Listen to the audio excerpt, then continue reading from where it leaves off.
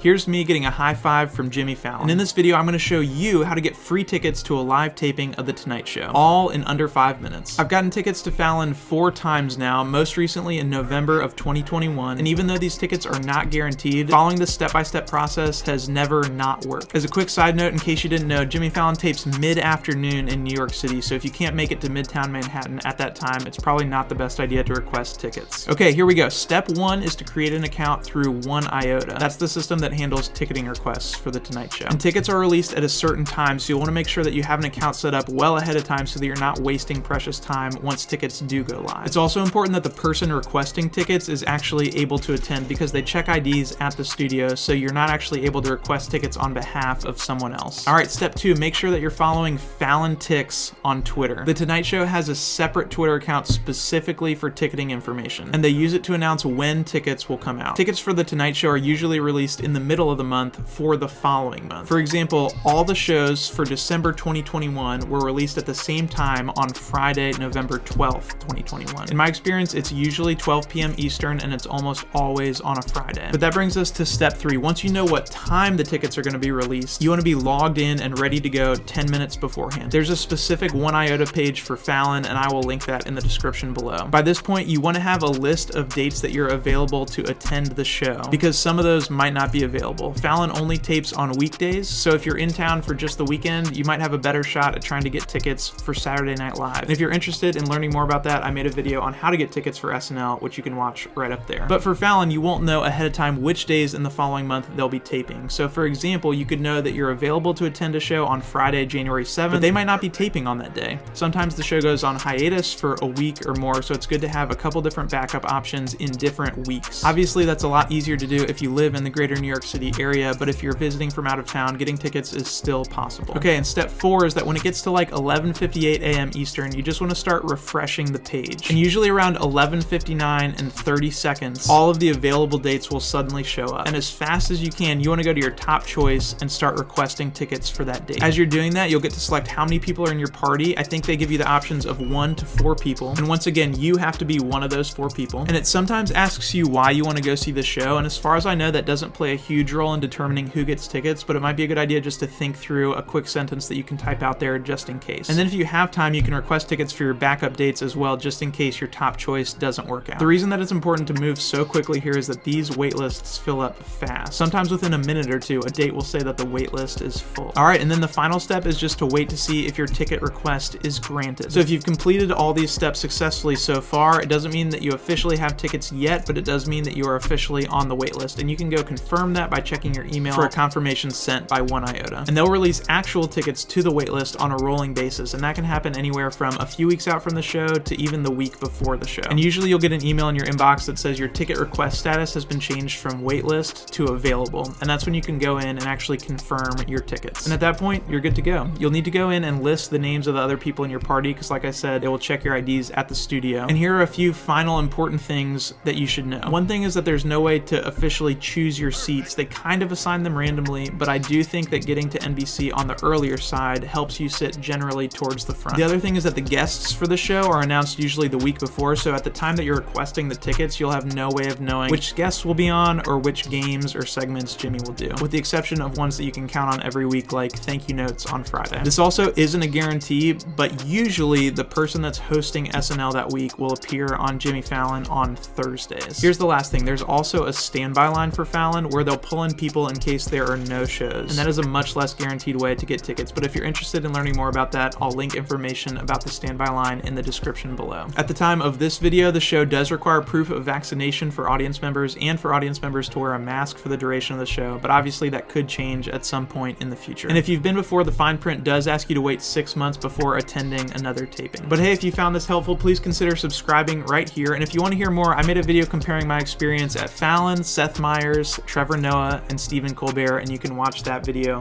right here. And if you have any questions about the ticket process, please let me know in the comment section below. Thanks for watching, and good luck getting tickets.